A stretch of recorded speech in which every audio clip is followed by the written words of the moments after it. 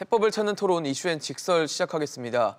정부가 조만간 24번째 부동산 대책을 발표합니다. 문재인 대통령이 부동산 문제는 자신 있다고 장담한 지 1년 만의 일인데요.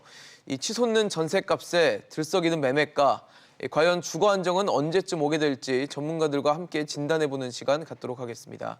한국건설산업연구원 두성규 선임연구위원, 창조도시경제연구소 이재문 소장, 건국대학교 부동산학과 최황수 겸임교수 나오셨습니다. 어서 오십시오. 안녕하세요. 안녕하세요. 네, 문재인 대통령이 지난해 이맘때쯤 이 국민과의 대화를 했었는데 그 당시 했던 발언, 이 부동산 시장에서 회자되고 있는 발언이 있습니다. 지금 저희 화면에도 나가고 있는데 과거에는 이제 미친 전월세라는 얘기가 있었는데 현 정부에서는 굉장히 안정이 돼 있다. 그래서 부동산 문제에 대한 자신감을 드러냈는데요. 최근에 그 문재인 대통령이 그 예산안 시정연설에서는 또 다른 얘기를 했습니다. 부동산 시장 안정, 투기 억제에 대해서 정부의 의지는 단호하다라고 하면서 국민 주거 안정에 특별한 노력을 기울이겠다라고 했어요. 그러니까 1년 전에는 굉장히 안정돼 있다라고 자신했던 부분이 지금은 뭔가를 노력을 기울이고 의지가 단호하다라는 표현을 쓸 정도로 많이 흔들리고 있다. 그 얘기는 많이 좀 상황이 달라지지 않느냐라는 생각이 들거든요. 그렇죠. 대통령께서 사실은 뭐 작년 같은 경우에도 상당히 자신감 있는, 말 그대로 자신감 있는 그런 부분들을 이야기하시는데요. 그동안에 여러 가지 청와대 국민청원 등을 포함해서 많은 현장에 있어서의 국민들의 어떤 아픔이나 또 여러 가지 비탄, 뭐 후회, 뭐 한탄 이런 것들의 표현들이 지금 많이 이제 올라오고 있다 보니까 대통령께서도 이제는 조금 귀를 열고 들으신 것 같아요. 그러다 보니까 그 지금까지의 23번 가까운 어떤 부동산 정책으로 인해서 국민들의 삶, 주거에 있어서의 충분한 안정적이고도 질 좋은 어떤 주거 공간들을 갖다 확보하는 데는 결국은 실패하는 것이 아닌가라는 생각이고요. 그런 부분들을 이제 대통령께서도 조금 인식하고 있다는 생각이 들긴 드는데 제가 이제 느끼기에는 우리가 이제 얼마 전만 하더라도 그 패닉 바잉이라는 이야기들이 많이 나왔는데요. 그 이야기는 대부분 보면은 20, 30대가 지금 향후에도 주택 마련이 어려울 것이라는 그런 우려 때문에 영끌, 즉 영혼까지 끌어서 가능한 한 동원할 수 있는 모든 자금들을 확보해서 집을 사는데 과도하게 몰입하는 현상을 좀 안타깝게 표현한 것이라고 보여지는데요. 네. 그 패닉 바잉이라는 부분들이 좀 최근에 와서는 전 세대 또 전국적으로 이 부분이 이제 확산되고 있습니다. 자, 그 부분에 대한 원인에는 여러 가지 진단들이 있겠지만 결국은 대통령께서 약속하신 그 집값의 안정 혹은 또 주택 문제 부분에 있어서 주거 안정이라는 그 목표 자체가 거의 실패했거나 흔들리고 있는 것을 갖다 단적으로 보여주는 사례가 아닌가. 대통령이나 정부에서는 안심하라, 기다려달라는 이야기를 많이 하고 있지만 현장에서 국민들의 마음은 이미 굉장히 초조하고 불안한 가운데 지금 내 집 마련을 위한 그런 몸부림을 치고 있는 상황들이기 때문에 저는 정부가 사실은 대통령께서 이 정도로 이야기하는 정도로 거치어서 되는 것은 아니고요. 정말 국민들의 마음을 당장에 집을 못 내놓는 상황이라면은 국민들의 그 마음을 아픈 마음을 위로라도 해주는 정말 이런 부분들에 대해서 책임은 좀 통감한다 이런 정도의 그건 필요한 것 같은데요. 최근에 와서도 정부는 그런 어떤 사과보다는 책임 돌리기나 다른 곳에서 그 원인을 핑계대게 하는 그런 부분들이 좀 있는 것 같아서 좀 씁쓸해합니다. 네. 어떻게 봐야 될까요? 문재인 대통령의 발언에서 뭐 현실 인식을 했다라고 봐야 될지 아니면 문재인 대통령 발언처럼 1년 전에는 굉장히 안정돼 있던 전월세가 지금은 많이 흔들리는 그래서 현 정부의 정책 실패를 인정하는 발언으로 좀 봐야 될지 어떻게 해석하십니까? 그러니까 대표적으로 이제 부동산도 경제재지 않습니까? 경제는 항상 시시각각으로 어떤 변화의 요인들이 있고 그 자그마한 변화에 의해서도 큰 충격을 받는 어떤 그런 부분들이 있겠죠. 아마 제가 이렇게 생각했을 때 과거에 뭐 미친 전월세 얘기를 해서 부동산 문제에 자신 있다고 발언하신 그 대통령의 어떤 발언의 이면에는 2018년에 이제 9.13 대책이 있었고요. 예. 그 9.13 대책이 발표됐을 당시에도 전세 가격은 하락세를 유지하고 있었습니다. 그래서 2019년 2분기 기준으로 해서 국토연구원의 어떤 연구 결과에 따르면 전국적으로 약 한 40% 가까운 주택에서 전세 가격이 하락하는 어떤 그런 추세를 보이고 있었거든요. 그래서 이제 이 당시에는 이제 역전세난에 대한 어떤 우려가 확대되면서 언론에서 상당히 조명을 받기도 한 그런 사건이 있었고, 예. 그 당시에 어떤 경기 상황을 판단했을 때 9.13 대책으로 어떤 매매 가격이 어느 정도 안정세를 유지하는 가운데 전세 가격도 하락하는 추세에 있었기 때문에 대통령이 어떤 그런 발언을 저는 하신 거라고 보고요. 최근에 이제 그 이후에 어떤 주택 가격이 다시 또 상승하면서 네. 그다음에 또 전세 가격이 70 뭐 몇 주째 이렇게 상승하고 있는 어떤 이 이면에 어떤 다른 또 경제적인 요인이라든지 어떤 코로나19라든지 재정 확대 이런 것들이 이제 가미되면서 다시 한번 이제 뭐라 그럴까요? 거품이라고 할까? 가격이 상승하는 그런 추세를 맞았기 때문에 어떤 상황적 변화를 인식하고 그 상황적 변화에 맞춘 어떤 발언이 아니었나 저는 이렇게 생각을 하고요. 정책에 대한 부분은 분명히 과실이 있습니다. 과실이 있고 또 그 과실을 빨리 개선을 하고 그 시장에 어떤 전세 시장의 불안감이 있을 때 확실한 시그널을 줘야 되는데 그런 부분에 대해서는 약간 대응이 좀 미흡하지 않았나 하는 그런 부분들은 뭐 최근에 또 다시 뭐 논란의 여지가 있지 않습니까? 네네. 그런 상황으로 현재 좀 진행됐다고 봐야지 이것을 대통령이 정책 실패를 자인하고 뭐 이렇게 했다라고 보기에는 저는 무리수가 있다라고 보고 있습니다. 최 교수님 어떻게 판단하십니까? 뭐 그때 당시에는 이제 대통령이 그렇게 얘기하는 것이 제가 보기에는 뭐 희망도 같이 담아서 얘기하지 않았을까. 또 국민들이 원하는 부분이기도 하잖아요. 예. 그런데 현실적으로는 그때도 그렇고 지금도 그렇고 전월세 시장이 안정화된다 또는 그렇게 될 것이다라고 얘기하는 것은 예.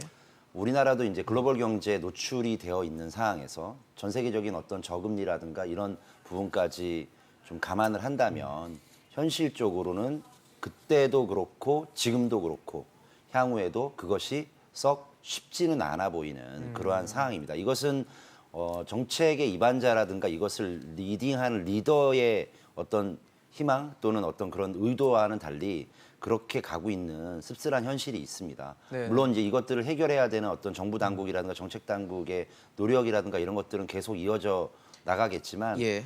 현실적으로는 지금 시점으로 본다면 미래로도 당분간은 좀 어려운 상황인 것은 틀림없는 것 같습니다. 지금 사실 뭐 저희 화면에도 나가고 있지만 주요 아파트 전세 가격, 그러니까 1년 전에 문재인 대통령이 국민과의 대화에서 한 발언을 한 그 시점의 이 가격과 현재의 가격을 좀 비교를 해보면 뭐 굉장히 급등했다는 걸 알 수 있습니다. 이건 뭐 한 단지 한 아파트의 사례일 수 있겠지만 어쨌든 지금 72주째 전세 가격이 상승하고 있다는 거는 뭐 지표로 나와 있는 상황이기 때문에 최근에 전세난에 대해서 부인하실 수 있는 분은 뭐 없을 거라고 생각을 합니다. 그만큼 많은 분들이 전세난으로 굉장히 고통스러워하고 있어서 정부가 이제 전세 대책을 발표할 예정인데 뭐 내용으로 거론되는 것들이 몇 가지가 있습니다. 뭐 LH나 SH를 통해서 이 기존에 놀고 있는 공실인 주택들을 뭐 매입을 하고 이걸 다시 임대로 내놓는 방안들이 담길 것으로 전망이 되는데 지금 정부의 목표는 내년 1분기까지 한 10만 호 정도를 더 늘리겠다라는 목표치를 갖고 있어요.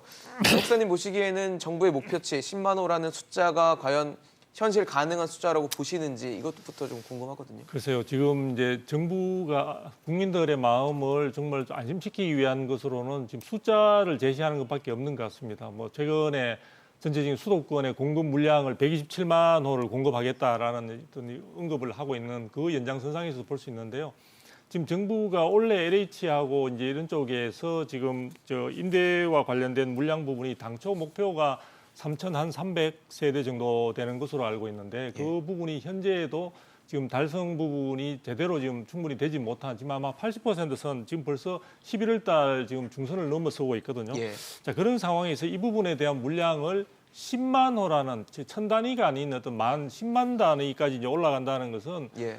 충분히 시장을 안정시키기 위한 어떤 목표치로서는 상당히 의미가 있다고 볼 수 있는데 과연 그것을 현실화할 수 있을 것인가? 국민들은 지금 그동안 많은 정부 대책 등을 통해서 믿었다가 실망하고 믿었다가 실망되는 것들이 거듭되어 왔는데 10만 호를 하기 위해서는 정말 많은 방안들이 동원돼야 되고 그것이 동시에 굉장히 조금의 차질도 없이 진행이 돼줘야 되는데 예를 들면 정부가 지금 많은 이야기들을 내놓고 있습니다. 뭐 매입 임대, 전세 임대, 그다음에 기존에 있는 호텔이나 공장들까지도 다 지금 개조를 해가지고 어떤 주택 공간으로 지금 만들겠다 이런데 지금 저는 느낌이 어떤 생각이 드냐면 과거에 우리가 도심지 내에 주택 공급이 부족할 때 단기간 내에 그것을 맞추기 위해서 했던 도시형 생활주택이라는 것을 아마 기억을 하실 겁니다. 예. 그 경우가 6개월 만에 사실 준공이 될 수 있는 굉장히 초스피드로 만들 수 있는 그 방안으로 해서 그 당시 정부가 상당히 획기적인 어떤 수단으로 부각이 됐었는데요. 그것이 최근에 와서는 사실 보면은 지금 신문에 많이 알려지고 있지는 않지만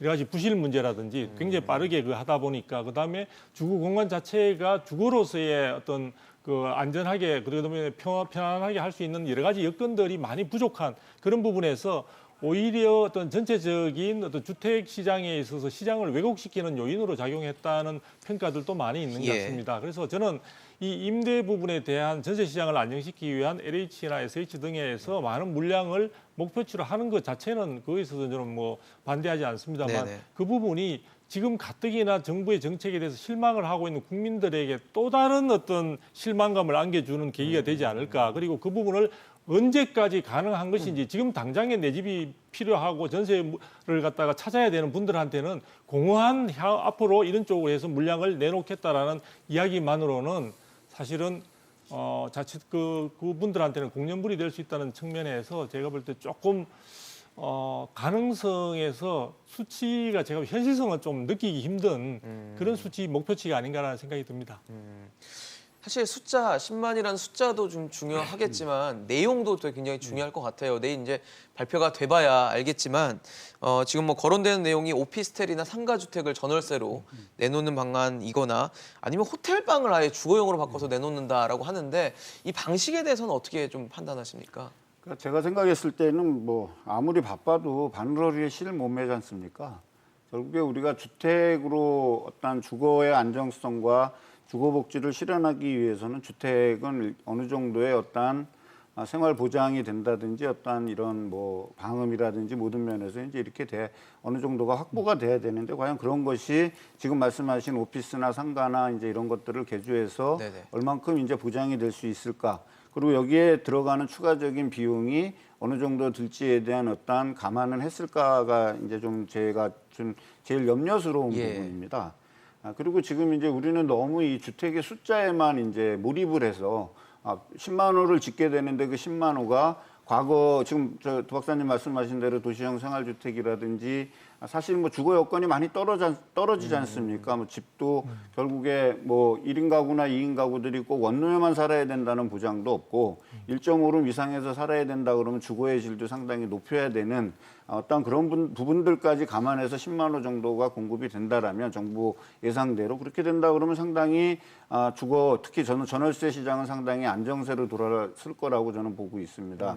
근데 그렇지 않고 그냥 단순하게 숫자에 불과한 어떤 숫자 채우기식의 주택이 공급되고 이번에 공급 대책에도 그런 것들이 어느 정도 반영이 돼 있다라고 얘기하면 결국에 이거는 다 또 다르게 국민들한테 어떠한 민심을 얻지 못할 것이고 또 다른 실망감이 생길 수 있는 부분이 있기 때문에 네.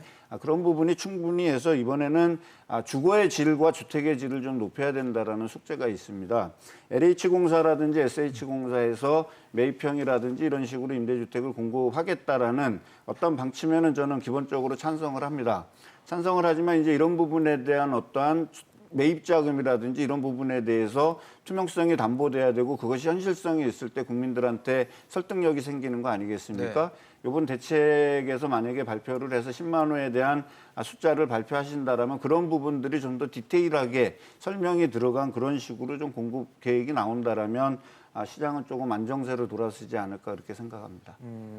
근데 사실 뭐 방안들이 몇 가지 담길 것으로 전망이 되는 방안들이 있어요. 지금 거론이 되고 있지만 이 중에서 가장 의문이 됐던 게 호텔방이었습니다. 호텔방을 이제 지금 요즘에 사실 호텔 상황이 좋지 않잖아요. 네. 여행객 수도 많이 줄고 이러다 보니까 이제 호텔에서 수익이 안 나고 이러다 보니까 이제 건물을 내놓게 되는 상황이 생기니까 요거를 이제 뭐 전월세나 이렇게 임대주택으로 활용을 하겠다라는 방식이 들어갈 것으로 지금 거론이 되고 예상이 되는데 호텔방 그러면은 사실 집에는 뭐 공간을 넓이를 떠나서 화장실도 하나 있어야 되고 싱크대 같은 것도 있어야 되고 거기에 뭐 잠잘 수 있는 방이 있어야 될 텐데 호텔에는 사실 싱크대는 보통 없는 경우가 좀 많잖아요. 그럼 이런 거는 어떻게 활용하겠다는 건지 사실 좀 아직 계획이 나오지 않아서 그런지 좀 잘 이해가 안 가는 부분들이 있거든요. 저는 이제 이런 부분들까지 해서 이낙연 대표께서도 이런 얘기를 언급을 했더라고요. 근데 이 부분도 있고요. 지금 앵커께서 말씀하신 부분도 있지만 저는 분명히 짚고 넘어가야 될 게 뭐냐면 10만 호를 매입 임대라든가 이런 걸 통해서 만약에 공급을 하겠다라고 하잖아요. 예. 그러면 숫자를 기준으로 한다면 네. 한 채당 2억씩만 잡아도 20조 원이에요. 그러면은 이 막대한 예산이 투입이 되는 거잖아요. 네. 근데 예산이 투입되고 하면 이것도 국민들의 공감대도 분명히 있어야 되는 거고요. 소중한 내 세금이 어떤 식으로 이제 집행이 돼야 되고 나가는 거잖아요. 그럼 거기에 따른 어떤 균형 예산에 대한 것들도 따져봐야 되는데 주택난이라든가 전세난이 있다고 해서 이런 어떤 막대한 예산이 투입되는 걸 집행을 하는데 실제로 구입하는 것들은 말씀하신 대로 호텔방이라든가 오피스텔을 개조한다든가 이렇게 하고요. 또 예를 들어서 이전에 LH가 했었던 다가구 매입 임대 이런 형태를 한다고 하더라도 예. 제가 보기에는 그런 다가구라든가 이런 것들이 입지가 좋거나 직주 근접이 되거나 출퇴근이 가능한 어떤 그런 다가구가 아니라 사실은 세가 잘 안 나가거나 주인이 내가 어쨌든 엑시트를 하고 싶은 이런 다가구를 매입을 많이 했었단 말이죠. 정말 좋은 위치라든가 역세권이라든가 이런 곳이 아니네요. 아니고 네. 그러면 내가 이런 것들을 매입을 해서 전세난이라든가 뭐 이런 주거난을 해결하기 위해서 이런 것들을 예산을 집행을 해서 이렇게 어떤 그 집이 좀 구하기 어려우신 분들, 서민들을 위해서 공급을 한다 하더라도 그 서민들이 과연 살고 싶은 집이냐에 대해서는 또다시 생각을 해봐야 되고요. 더군다나 약간 이 부분에 대해서는 정말 정부가 잘 생각해야 될 게 호텔방이라든가 오피스텔 같은 경우에 예. 거기에서 지금 뭐 정부가 매입한 것이 아니라 하더라도 지금 거주하시는 분들이 많이 있잖아요. 근데 그것은 내가 그곳에 살고 싶어서 사는 게 아니에요. 내가 지불 가능한 소득이 그 정도이고 내가 그 위치에 조금 입지적으로는 편리하지만 기반시설이 부족한다든가 여러 가지 것들이 불편함에도 불구하고 내가 그걸 감수하면서 사는데 정부가 나서서 이런 쪽에 가서 서민들 보고 살아라고 얘기하는 것은 상당히 국민들의 생각하고는 굉장히 언밸런스한 부분도 분명히 있다라고 생각을 하고요. 이 부분에 대해서 사려 깊은 고민이라든가 이런 것들이 반드시 동행돼야 된다고 저는 꼭 생각합니다. 제가 조금 거기서 좀 네, 붙여서 말씀 말씀드리면은 지금 이제 호텔이라든지 그 공장이라든지 정부가 원체 지금 다급한 상황이니까 네네. 그런 쪽을 개조해서 이제 임대주택 상당히 저소득이나 서민들의 어떤 주 공간으로 마련하겠다는 건데요. 지금 호텔 같은 경우는 예를 들어 보면은 대부분의 경우에는 유흥 시설이 주변에 있거나 해서 사실 주거 여건이나 환경이 굉장히 혹시 자녀가 있는 어떤 그런 그 임대 들어오시는 분들 근로자들이나 이런 분들은 상당히 지금 자녀 교육에 문제가 생길 수 있는 생활 환경일 수도 있고요.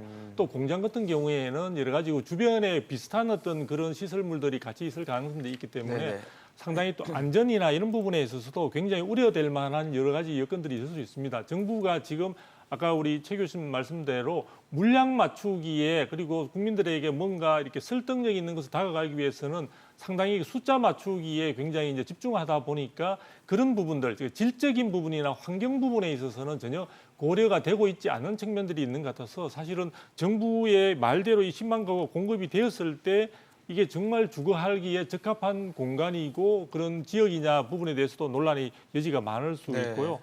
그다음에 제가 볼 때는 이런 부분에서 아까 말씀하신 대로 만일 그 많은 서민들이 정말 이것을 외면해 버리게 되면은 거기에 들어가는 많은 또 국민들의 세금으로 결국은 들어가게 될 건데 그 부분은 그러면 어떻게 되는 것이냐라는 이야기들이 있을 수 있거든요. 사실 지금 숫자 물량만 가지고 이야기하자면요. 서울 시내 지금 집이 없고 전세 난이고 이런 그 이야기들이 있는 가운데 예. 빈집 수가 6만 가구에 해당된다는 이야기가 있습니다.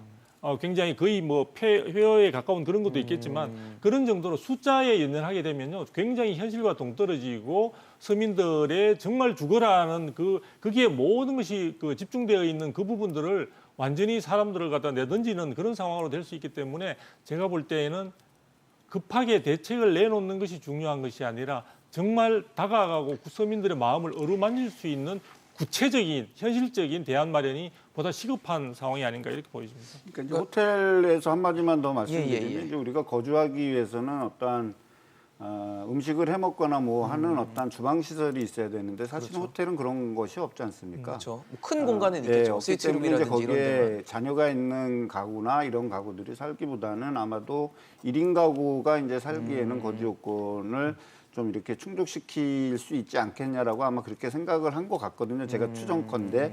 그 이유는 뭐냐면 이제 우리나라 그 1인 가구가 2020년 기준으로 봤을 때 약 617만 가구입니다. 네. 617만 가구로 한 3년 만에 약 한 55만 가구가 증가했죠. 그러니까 1인 가구도 어쨌든 주거가 필요한 거고 주택이 필요한데 그거를 다 주택으로 공급할 수 없기 때문에 1인 가구가 거주할 경우에는 어쨌든 호텔이라든지 이런 거는 상업지역이라든지 이런 지역에 이제 많이 있으니까 교통의 편의성이라든지 이런 걸로 놓고 봤을 때는 상당히 직주 근접이 가능한 위치에 있을 수 있을 것 같다라고 해서 1인 가구 정도가 이제 잠시 머무는 어떤 그런 기준으로 놓고 봤을 때는 괜찮지만 만약에 이거를 전세집으로 해가지고 쉽게 해가지고 공공에서 매입을 했다 하더라도 2년을 살고 4년을 살기에는 다소 무리수가 저는 있다라고 보여지기 때문에 예. 주택 정책은 그래서 특히 이제 전월세 대책이 시급하기 때문에 빠른 대책을 내놓는 것도 필요하겠지만 네네. 그래도 목표 달성하고 그다음에 국민들이 어느 정도 편의성을 느낄 수 있는 어떤 가이드라인을 충족시키기 위해서는 좀 더 많은 고민이 담겨야 될 것으로 보여지고 있습니다. 지금 사실 세 분이 말씀해 주시는 공통점은 역시 뭐 대책의 시급성과 그다음에 뭐 양적인 부분이라기보다는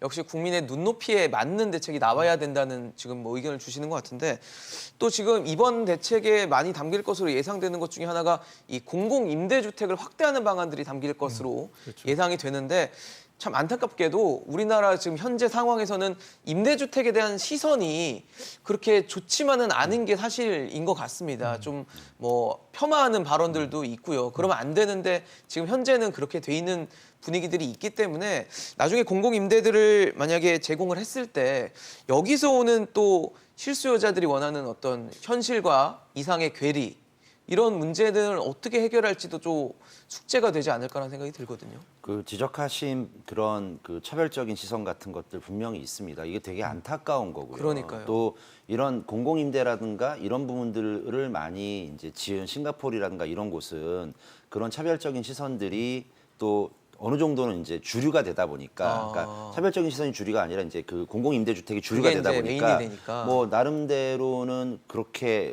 많지는 시선들도, 않다. 네. 그럼 이제 정착이 된 거죠. 안착이 된 건데. 근데 이것도 약간 그런 차별적인 조건이라든가 차별적인 시선에 대한 어떤 포커스도 있지만 더 안타까운 건 지금 정부가 공급하고 있는 그런 공공임대도요. 서민들이 부담하기에는 부담스러운 금액 굉장히 많아요. 가격이 만만치 않더라고요. 만만치 않습니다. 네. 그러면은 결국에는 공공임대주택으로 많이 공급을 해서 뭔가 서민들의 주거 안정을 한다고 하지만 결국에는 임대주택에 들어가신 분들 관리비라든가 또 일정 부분의 어떤 보증금에다가 네. 월세 같은 거를 월세도 이제 낼 주로 거고. 많이 예. 이제 낼 텐데 그렇죠. 실제로는 임대주택 자체가 공공임대주택이 완벽한 어떤 전세 임대주택이라든가 이런 것들이 생각보다 많지 않거든요. 그러면 내가 매달 일정 부분의 어떤 그런 월세를 낸다라는 얘기는 예. 내가 내야 되는 공과금에다가 또 일상적으로 이제 발생하는 여러 가지 지출 비용까지 포함을 한다면 서민들에게 여전히 이게 부담스러울 수 있습니다. 단순하게 숫자에 몰입하는 것이 아니라 그러면 예를 들어서 차라리 매입 임대를 통해서 이렇게 하는 것이 아니라 지금 현재 이미 진행되고 있고 이미 입주를 하고 있는 공공 임대주택에 대해서 예를 들어 서민들을 위한 월세에 대한 어떤 바우처를 제공한다든가 이렇게 굉장히 현실적인 문제들을 짚어가야 되는 것이지 단순하게 어떤 숫자 아니면 내가 이렇게 지금 뭐가 문제가 있으니까 뭐라도 하면 안 되는 상황이니까 뭐 어떤 계속 새로운 무언가를 갖다 내야 된다라는 어떤 강박관념에 시달릴 것이 아니라고 저는 생각하고 실질적으로 할 수 있는 것들을 하는 것, 그다음에 실질적으로 서민들에게 도움 줄 수 있는 것들을 하는 것이 훨씬 더 효과적이고 더 좋은 정책이 아닌가라는 생각이 듭니다. 어떠세요? 실질적 도움이 필요하지 않을까? 그렇죠. 생각이 지금 듭니다, 진짜. 이제 일단 기본적으로 지금 정부가 생각하는 어떤 방향성 부분에서도 우리가 한번 짚고 넘어갈 필요가 있는데요. 지금 전세난이 많이 이제 불거지고 있고 또 전세 수요가 굉장히 증가하는데 공급이 부족하다. 그러면 전세 수요가 늘어난 부분에서 그 많은 전세 수요들이 사실은 대부분 다 좋은 어떤 그 임대주택을 원하는 수요냐 하는 부분은 우리가 다시 한번 짚어볼 필요가 있습니다. 지금 이야기하듯이 3기 신도시를 기다리는 대기 수요자들이 전세로 있으면서 그때까지 머물겠다는 그런 수요가 상당수를 차지하고 있는 것으로 알려지고 있기 때문에 궁극적으로 이야기하자면은 지금 많은 국민들이 원하는 것은 과거에 우리가 문재인 정부가 출범할 당시에 있어서는 전체적인 정책, 부동산 정책의 모토가 주거 안정이었습니다. 네네. 그런데 여러 가지 시장 상황의 변화와 함께 최근에 많은 사람들이 원하는 것은 뭐냐면 내 집 마련이라는 쪽으로 확실하게 바뀌었습니다. 그러니까 주거 임대든 소유든 간에 주거 안정을 추구했던 그러한 분위기에서 지금은 여러 가지 시장 상황을 감안할 때 꼭 내 집 하나는 있어야 되겠다라는 그런 쪽으로 마음이 많이 바뀌어서 상당수의 전세 수요들 가운데도 내 집 마련을 위한 그 기회를 기다려가지고 상당히 현실의 어려움을 갖다 감수하고도 있겠다라는 그런 부분들이 많기 때문에 지금 공공임대가 만일에 물량이 10만 가구가 채워진다 하더라도 그것이 과연 시장에서 다 소화가 되겠느냐 하는 부분도 저는 아까 우리 질적인 문제뿐만 예, 아니라 전체적인 수요 분석에 있어서도 저는 상당한 차질이 예상이 되는 측면들이 있다고 보여집니다. 그래서 지금 거기에다가 정부가 지금 공공임대나 이런 걸 또 전세임대 같은 경우에는 정부가 민간으로부터 그걸 갖다 주택을 갖다 매입하거나 전세를 얻어서 그다음에 거기에 세금을 넣어가지고 아주 저렴하게 이제 새로운 공공임대로서 내놓겠다는 건데요. 그것은 시장에서 또 다른 측면에서 보면 이중 가격을 형성시키는 그런 문제가 생기게 됩니다. 즉 임대 시장에서도 공공임대의 경우에는 너무나 저렴한 상황인데 네. 일반 민간의 임대 시장의 임대료는 굉장히 높은 이런 상황이 형성이 되고 그것은 최근에 와서 어떤 소유와 관련해서도 지금 저기 전세 부분에 있어서도 지금 민간에서 내놓은 것과 그다음에 갱신 청구권 행사하는 부분에서 이중 가격이 형성되고 있지 않습니까?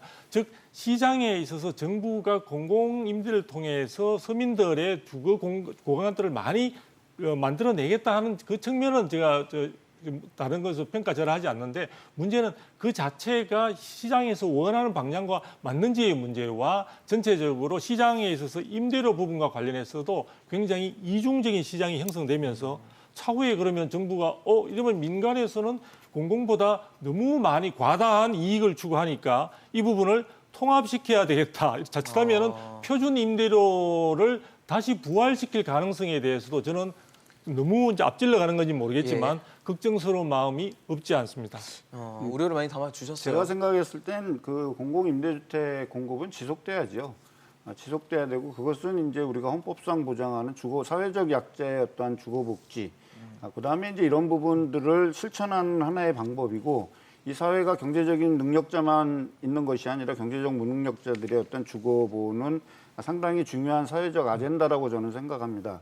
최근에 이제 공공 쪽에서 이제 공급됐던 어떤 신혼부부 대상으로 한 공공임대주택의 그 공실률이 한 10%에 달한다고 하거든요. 그건 이제 여러 가지 이유를 생각해 볼 수 있겠지만 이제 언뜻 생각하기엔 위치나 어떤 이런 것들이 내가 맞지 않아서 안 들어가는 어떤 그런 부분 때문에 공실이 발생할 수 있지만 이제 우리 사회의 가장 고질적인 문제 중에 하나는 소셜 믹스가 안 된다라는 어떤 부분이거든요. 그러니까 임대주택 공급을 할 때에는 기본 이제 민간 아파트, 민영 아파트와 공공 아파트의 질, 그다음에 어떤 이런 것도 감안을 해야 되는데 사실 질적인 측면을 너무 강조하다 보면 주택 건설하는데 비용이 너무 많이 올라가겠습니까? 그렇다면 양질의 주택을 저렴하게 공급한다라는 어떤 목적 자체를 달성할 수 없기 때문에 상대적으로 약간 질이 떨어지는 거는 뭐 어쩔 수 없는 사실이죠. 근데 이제 이것이 차별을 받고 따가운 시선을 받게 된다라면 이제 거기에 사는 사람들은 결코 행복할 수 없다라는 이제 문제에 직면되기 때문에 그렇죠. 공공이 이제 조금 외면을 받기도 하고 또 입지를 꺼리는 어떤 그런 부분들이 있죠. 공급만큼 중요한 어떤 사회적인 편견을 해소시킬 수 있는 방법을 하기 위해서는 집 자체는 그렇게 하지만 거기에 부수되는 위락시설들이나 편의시설들은 좀 더 질을 높이고 어떤 그런 부분들에 대해서 어떤 젊은 층이라든지 이런 유도시킬 수 있는 어떤 확실한 어떤 뭐라 그럴까요? 좀 당근이라 그러면 좀 과도한 표현인 것 같은데 그런 것들도 동시에 제공이 돼야 될 거라고 저는 생각을 합니다. 예, 사실 뭐 공급이나 이런 대책보다 더 어려운 게 사회적 편견을 해소하는 게 될 것 같다라는 생각이 드는데 지금 사실 대책의 중점은 공공입니다. 공공이 임대의 주체가 돼서 이제 뭐 LH나 SH 같은 공적 기관들이 주도를 하겠다는 건데 결국은 민간 임대가 활성화돼야지 이 시장이 선순환되지 않을까라는 생각이 드는데 어떻게 보십니까? 그 정부가 그동안 수많은 규제책, 그다음에 또 그 주거 안정책을 위한 공급 정책을 했었잖아요. 예. 그런데 그 모든 것들은 규제 일변도였습니다. 그렇죠? 그런데 제가 보기에는 이 시점쯤 되면 다른 나라의 관계라든가 대북 간의 어떤 그런 관계성을 얘기할 때 흔히들 상당히 많이 어느 정도 유화적인 얘기를 하면서 햇볕 정책 얘기 많이 하잖아요. 네네. 부동산 정책에도 이제 햇볕 정책을 써야 되는 그러한 카드도 고민을 해봐야 되는데 제가 보기에는 정부가 그런 정책을 쓸 것 같지는 않아요. 근데 어쨌든 내가 이런 정책 저런 정책 다 써봤는데 불구하고 그것이 효과가 그렇게 나오지 않는다면 네. 어떻게 보면 좀 생각과 패러다임을 좀 바꿔서 그런 햇볕 정책들, 그다음에 규제를 약간은 일정 부분에 물꼬를 틔워주는 그러한 규제 완화 정책들도 써보고요.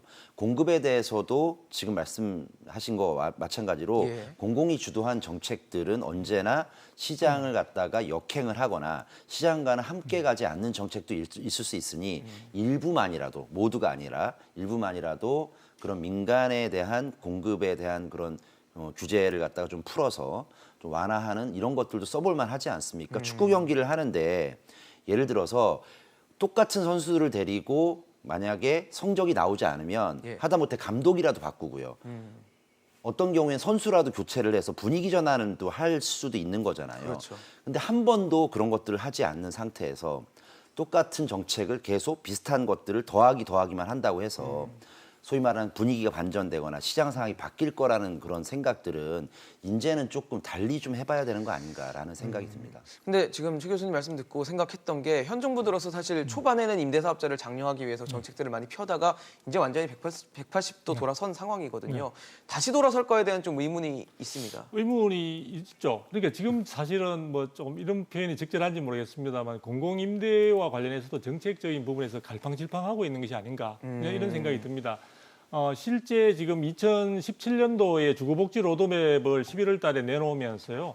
사실은 공공이 주도하는 모든 그 부동산 시장의 공공주도형이라는 부분을 그때부터 시작을 했습니다. 그때 100만 호를 갖다 5년간에 걸쳐서 공공주택, 그래서 그중에 이제 거의 분양주택은 한 15%밖에 되지 않고요. 네네. 공공임대를 갖다가 85%를 공급하겠다고 해서 이제 서민들의 주거 안정은 걱정하지 마시라 이런 이야기들을 많이 했는데요. 작년 2019년도에 공공임대의 여러 가지 세부적인 내용을 공급 실적을 들여다보게 되면요. 실제 공공에서 건설해서 그것을 갖다 주택을 공공임대주택을 건설해서 임대를 내놓는 경우는 50%가 되지 않습니다. 대부분의 경우에 전세 임대, 그다음에 매입 임대, 즉 민간에서 지어놓은 집을 갖다가 세금을 넣어가지고 그걸 매입하거나 그걸 임대를 해가지고 다시 재임대하는 그런 방식 자체가 지금 보면은 한 60%에 가까울 정도로 차지하고 있습니다. 그 말은 뭐냐면 공공주도형이라는 공공임대라는 이름으로 포장이 되어 있을 뿐이지 실질적으로는 민간에 있는 재원들을 갖다가 잘 활용한 그런 측면들이 있지 않느냐. 그래서 어쨌든 제가 뭐 자원을 어디에 있든 간에 활용을 해서 서민들의 주거에 도움이 되면은 뭐 그걸 탓할 필요는 없는 네, 상황인데 전체적으로 지금까지도 아직 부동산 정책 전반에 있어서 최 교수님 지적해 주신 그 연장선상에서 보게 되면 아직도 공공주도형이라는 부분, 저는 공공임대 그 비중이 늘어나는 것에 대해서 반대하지 않습니다. 그런데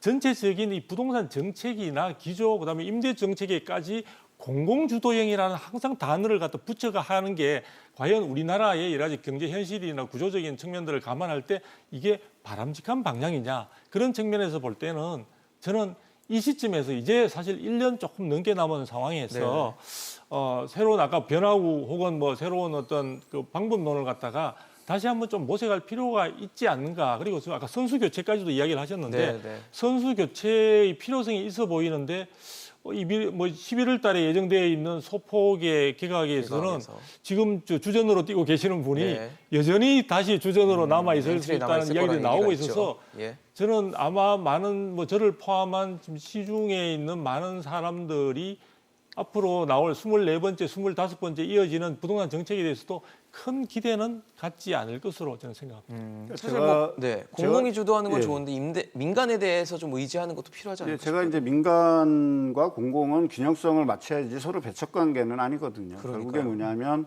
공공의 어떤 자본이나 인프라가 한계가 있기 때문에 그 영역을 넘어서는 데에서는 반드시 민간에서 공급을 해줘서 형평성을 좀 맞춰줘야 주거의 어떤 상향 필터링도 될 수 있고 하기 때문에 당연히 이제 민간에서 영역에서도 임대주택이 활성화돼야 되는데 사실 우리는 이제 민간 임대주택에서의 부분에서 이제 활성화가 사실 좀 안 돼 있지 않습니까?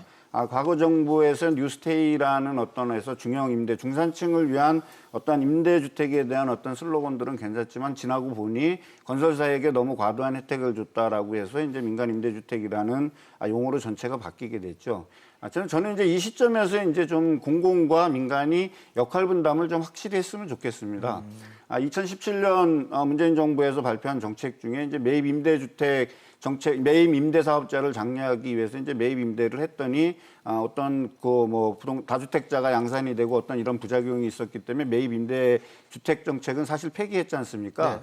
그러면 이 매입 임대주택 정책은 SH공사나 LH공사에서 전담해서 맡게 되면 시장에서 지금까지 나왔던 어떤 부작용들이 해소될 수 있다라고 좀 보여지고요. 네. 그다음에 이제 민간에서 투입이 된다라는 거는 건설사라든지 어떤 투자 자금을 모집해서 사업이 성취되는 거고, 그리고 대규모의 주택을 공급하기 위해서는 건설 임대주택 정책을 지속적으로 민간에게 장려를 하고 저는 인센티브, 세제 혜택을 좀 줘야 된다라는 생각을 하고 있습니다. 그렇게 되면 매입 임대주택에 대한 공급자 역할을 하는 것은 LH공사와 SH공사가 전담해서 맡게 되면 서민 주거 안정들이 이루어지고, 네. 그거보다도 좀 더 상향되고 좀 더 양질의 주택에 살고 싶은 사람들은 민간 임대주택에 의존한 건설형 임대주택으로 가서 한 건설사들이, 대형 건설사들이 매입 임대주택을 수만 채씩 이렇게 운영할 수 있는 외국의 사례처럼 그렇게 나올 수 있다라면 저는 이것이 상당히 주거 안정과 그다음에 주거의 질 향상, 그다음에 주거 복지 실현의 하나의 그 대안이 되지 않을까 저는 그렇게 생각하고 있습니다. 네, 지금 뭐 여러 가지 대책들을 두고 저희가 토론을 하고 있는데 최근에 사실 전셋값 심상치 않죠. 전셋값 지수 자체가 굉장히 크게 오르는 모습들을 나타내고 있는데 한국감정원 자료에 보면은 최근에 전국 아파트 전셋값 상승률이 0.27%였다고 합니다. 지난주에. 그게 2013년 10월 둘째 주 이후에 가장 높은 최고치를 찍었다고 하고 지방도 높아요. 뭐 서울만 높은 게 아닙니다. 지방 전셋값 상승률도 0.29%로 굉장히 높은 모습을 보이고 있는데 이렇게 전셋값이 오르다 보니까 또 매매 가격이 또 끌어올려지는 그런 상황으로 연결이 되다 보니까 전반적으로 그냥 부동산 시장이 다 올라가거든요, 지금. 이거 어떻게 해야 됩니까?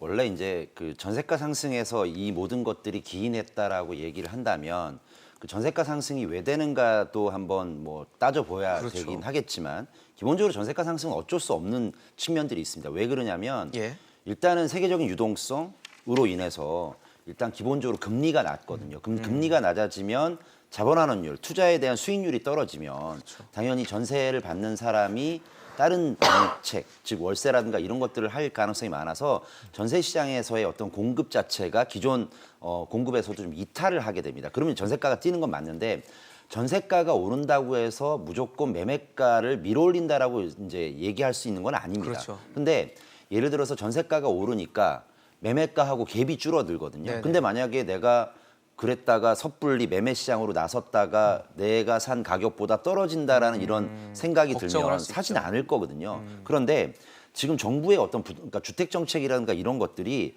사실은 가격 안정에 대한 시장의 신뢰를 잃어버린 거죠. 그러면 내가 전세를 살다가 계속 전세가 뛰고 그다음에 매매가하고 갭이 줄어들면 내가 이 시점에서라도 내가 마지막 막차라도 올라타지 않으면 어떻게 보면은 정부의 어떤 정책에 대한 신뢰가 깨진 상태에서 나만 뭔가 시장에서 낙오자가 되는 거 아닌가라는 생각을 할 수도 있잖아요. 근데 이런 것들이 어떻게 보면은 환경적으로 아니면 또 주거 환경 또 아니면은 그 직장과의 어떤 거리를 봤을 때 그런 것들이 좀 약간 열위에 있는 지방 시장까지 이런 것들의 효과라든가 현상들이 영향을 미쳤다라는 것은 굉장히 이러한 어떤 정부의 정책에 대한 신뢰가 정말 바닥으로 떨어진 어떤 그런 단적인 느낌이 예다. 실제 네. 매수자들에게 그러한 형태로 나타나지 않는가라는 씁쓸한 그런 생각이 듭니다. 사실 저희가 서울 많이 얘기했지만 지금 지방까지 오른다는 거는 그만큼 지금 부동산 시장이 많이 왜곡돼 있다라고 볼 수 있는 거 아닌가라는 생각이 그렇죠. 들거든요. 그렇게 볼 수 있을 것 같습니다. 지금 이제 물론 지방 가운데도 뭐 세종시 같은 경우에는 지금 이제 국회 이전이라는 이야기가 호재로 작용을 하면서 완전 뒤집혀진 상황이죠. 가격이 너무나 많이 오르고 있는 상황들이고요. 그 다음에 이제 대부분의 경우에는 수도권의 경우에 있어서는 정부의 규제로 인해서 매매든 전세 시장이든 간에 다 이제 규제가 굉장히 강화되어 있다 보니까 투자자 혹은 실수요자들 가운데 이제 불안함을 느끼는 분들이 집을 하나 사놓기 위해서 등등 해서 지금 지방으로 많이 이제 달려가고 있는 것 같습니다. 즉 지방의 경우에는 비규제 지역이라는 점이 굉장히 메리트를 갖고 있는 것 그렇죠. 같고요. 그러다 보니까 거기에다가 저는 좀 최근에 안타까운 게요. 이 물량 자체가 부족한 게 아닌데 이제 그 층이 굉장히 늘어나면서 지금 수급 부분에 대한 불균형이 일어나고 있는 상황인데 예. 거기에 정부나 정치권에 있는 분들이 뭐 세종시의 국회 이전 문제라든지 지금 부산의 가덕도와 관련된 김해 신공항을 폐기하고 이제 하는 이런 이슈들을 내놓게 됨에 따라 최근에 가뜩이나 지금 부산 같은 경우는 해운대와 수영구하고 지금 동래구가 사실은 규제 지역에서 풀리면서 지금 가격이 최근에 엄청나게 오르고 있다는 이야기들이 들려오는 가운데 이제 공항 이슈가까지 가미되다 보니까 그 지역은 지금 경남 지역까지 일부 지역까지 포함해서 상당히 시장 자체가 굉장히 혼란스러운 상황으로 지금 들어가고 있습니다. 그래서 지금 이 전세난 자체가 지금 수도권에 국한되지 않고 전국으로 확산되는 것도 문제인데 지금 비규제 지역인 것들로 해서 뭐 서울 같은 경우 수도권 같은 경우도 파주나 지금 김포 등 난리가 난 상황인데 지방의 경우에까지 이런 부분들이 확산되고 있는 것은 제가 볼 때는 수급이 골고루 전국적으로 균형적으로 퍼지는 것이 아니라 지금 여러 가지 어떤 이슈나 그다음에 시장에 있어 불안감이나 이런 것들이 믹싱이 되면서 네. 굉장히 불안정한 어떤 부동산 시장의 단면을 보는 것 같아서 저는 정부가 지금 이렇게 10만 호를 뭐 공공임대로 공급을 하겠다는 이런 이야기도 물론 중요하겠지만 물량 부분에 대한 어떤 계획을 갖다 밝혀주는 것도 중요하겠지만 이런 특정 이슈들을 통해서 시장을 더욱더 교란시키는 흔들어 놓는 이 부분에 대해서도 뭔가 좀 보완이 필요하거나 아니면 좀 조절이 필요한 그런 상황이 아닌가 이런 생각을 해보게 됩니다. 그러니까 본질적으로는 이제 현재까지 어떤 규제 역설이라고도 할 수 있고 어떤 풍선 효과의 파급 효과, 규제 지역에서 비규제 지역으로 옮겨 다니는 투기 수요와 여기에 실수요가 이제 가미가 되면서 이제 지방으로 좀 저는 확산됐다라고 좀 진단하고 싶고요. 결국엔 뭐냐면 우리가 잘 알고 있지만 전세 가격과 매매 가격은 어떻게 보면 동행 지수고 어떻게 보면 선후행 지수죠. 매매 가격이 전세 가격을 밀어 올릴 때도 있고 전세 가격의 상승이 또 매매가를 밀어 올릴 때도 있는 어떤 그런 경기 변동적 상황에 가장 민감하게 이렇게 반응하는 지표라고 이제 이렇게 보여집니다. 근데 이제 현재 지금 최근에 이제 서울 지역 그다음 수도권 지역의 주택 가격이 지나치게 많이 상승했는데 이것이 지금 현 상황에서만 이례적으로 벌어진 게 아니라 얼마 전만 하더라도 부산이라든지 이런 지역에서 광역시에서 도지역으로 옮겨오고 그다음에 서울로 왔다가 다시 서울에서 지금 광역시로 갔다가 일부 도지역으로 지금 확산하는 어떤 순환적인 좀 모습을 보이고 있다라고 생각하고요. 이런 순환적인 어떤 그런 상황에 우리가 정책의 한목적성이 개입이 된다 그랬을 때 다소 진정되는 모습이 보여지는데 지금 어떻게 보면 정책의 한계를 지금 드러내고 있지 않습니까? 그것이 어떤 정부의 신뢰 문제로 이제 파급이 됐고 그 신뢰를 잃어버리는 어떤 문제가 있기 때문에 심리적으로 지금 되게 불안정한 상태에 있다라는 거죠, 국민들이. 결국에 부동산 시장의 절반은 심리다라고 우리가 얘기할 수 있는데 네. 그 심리적인 수요가 너무 불안하고 주택 가격은 또 올라갈 것 같은 그런 느낌을 받으니까 여기에 이제 점점 가세가 되는 어떤 파급 효과가 이제 확대 재생산되는 어떤 모습들이 있지만 제가 봤을 때는 이제 요거는 어느 정도 진정이 될 거라고 보여집니다. 알겠습니다. 근데 사실 지금 정부가 뭐 투기와의 전쟁처럼 얘기했던 것 중에 대상으로 꼽았던 게 다주택자였는데 지난해 11월 1일 기준 다주택자가 그러니까 한 1년 전보다 9만 명 넘게 증가한 것으로 나타났습니다. 그 얘기는 정부의 규제가 효과를 못 보였다라는 게 아닐까라는 생각이 드는데 어떻게 분석하십니까? 뭐 슬픈 현실이죠. 그렇죠. 솔직히. 그리고 또 하나는 어쩌면 규제 지역과 비규제 지역으로 나뉘면서 또 그 풍부한 유동성이라든가 또 투기적인 어떤 그런 그 자금들이 네. 풍선 효과처럼 이제 갔을 거라고 추정을 하고 있어요. 그리고 또 사실 이제 지역은 좀 생각 좀 해보셔야 될 것 같은데 네. 어떤 거냐면 현재 아무리 뭐 다주택이라 하더라도 공시 가격이 1억 원 이하인 주택에 대해서는 별다른 규제가 없어요. 네. 그러니까 그런 부분들까지도 이제 번짐 현상들이 좀 있지 않겠나 이런 생각을 하는데 역시 이 모든 것은 그 유동성 자체가 풍부한데 다른 어떤 대안이 그러니까 돈의 어떤 흐름이라든가 움직일 수 있는 투자의 대안이 없는 그런 부동산이 최고인 상황이 된 거죠. 그러니까 다른 것들은 좀 할게 불안하고 없는 좀 거죠. 그 리스크가 좀 있다고 생각하는데 뭐 내가 나라에서는 뭐 다주택 하는 거 굉장히 싫어하지만 그렇죠. 뭐 예금에 그렇게라도 넣자니 하겠다. 저금리고 뭐 사모펀드에 넣자니 돈 못 돌려받고 이런 상황이 되니까 네. 넣을 데가 없는 거죠. 예, 그러니까 뭐 그렇다고 해서 현금으로 갖고 있기에는 인플레이션 해치 효과가 별로 없으니까 불안하잖아요. 그러면 뭐라도 한다. 그러니까 규제가 없는 지역 쪽으로 아마 주택을 추가로 매입하지 않았을까. 아마도 뭐 통계가 좀 나오지 뭐 구체적인 건 모르겠지만 저도 확인한 바가 없어서 서울 지역의 다주택자라든가 이렇게 늘어나지는 않았을 것 같아요. 오히려 규제 지역이 아닌 지역에 주택 매입을 추가로 하지 않았을까를 좀 추정하고 있습니다. 보통 뭐 서울에 한 채 정도 갖고 있고 지방에 있는 집들을 사들이는 방식이 될 확률이 높았을 것 같은데. 네, 지금 저 서울 같은 경우에도 뉴스에서는 지금 다주택자 강남 상구가 상당히 많이 이제 늘어난 것으로 이야기를 하는데요.